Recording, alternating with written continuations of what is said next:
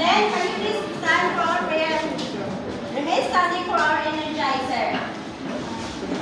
In the name of the Father, Son, and Holy Spirit, amen. Lord Jesus, thank you for this day and for giving us chance to learn new lessons after in Jesus' name we pray, amen. So now let's have our energizer. So, what you're going to do is to follow that girl dancing.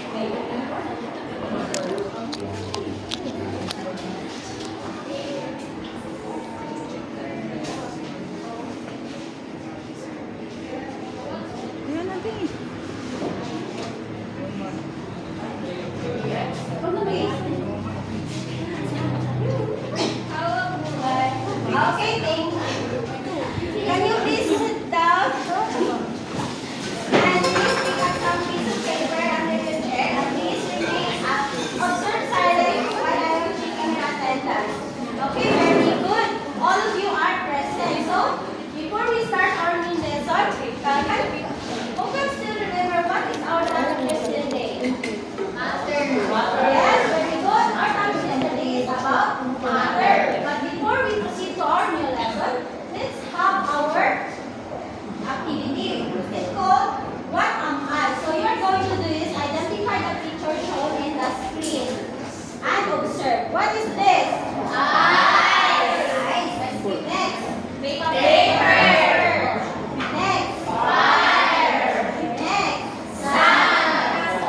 Yes, very good. So now, after you're done observing the picture, what did you observe to the pictures? Melting. Yes, the cubes are melting. Next, the paper, what happened? Crumbled. Yes. And what happened to the wood while it is burned? Combustion. Alam mo the sandcastle. What happened to the sandcastle? It forms into castle. Okay. So this activity brings us to the new lesson this afternoon, which is changes in matter, the physical change and chemical change. And before we tackle our lesson, let's have first our learning activities. By the end of the lesson, the students must have identified the two types of changes in matter through pictures with at least 80% accuracy. So let's have first tackle the physical change. So what is physical change? So, physical change is a change that takes place only in the appearance, shapes, size, and sizes of the material or any kind of matter but while it remains the same. So, like for example, here, when I tear a paper, what happened? It's clear. Is it an example of physical change? Yes. Good. Because it changes shapes and sizes, but still it is a paper. It only changes the physical changes. Here is another example of physical change. So we have here broken mirror, crushed cookies, and dissolved sugar into the water and ice cubes. Why it is an example of physical change? Because even the cookies are crushed, it is still a cookie. And also, while the mirror is broken, it's still a part of the mirror. So, do you understand? Yes. Next, let's proceed to the chemical change.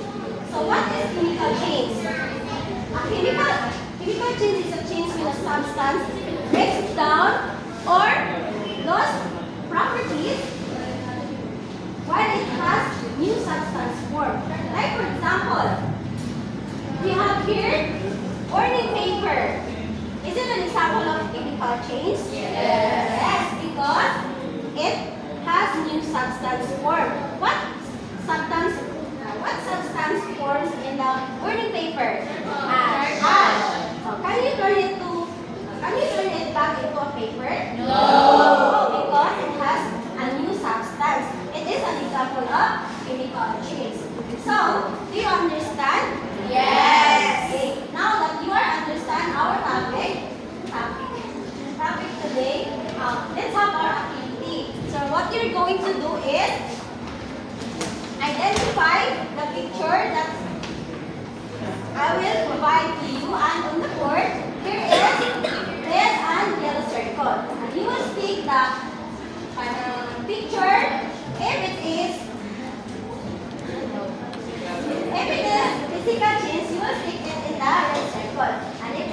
chemical, you will stick it in the yellow.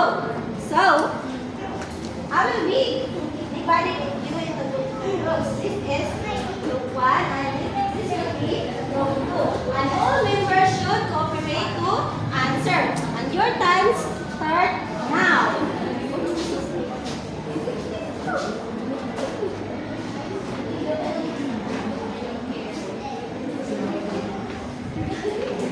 Who's on group 2? Blue card is in the yellow and red is in the card. Okay, time's up. Okay, let's check. How about the group 1? We have here our Choppy. Okay, very good, group 1. All of you are got for an answer. And let's check that.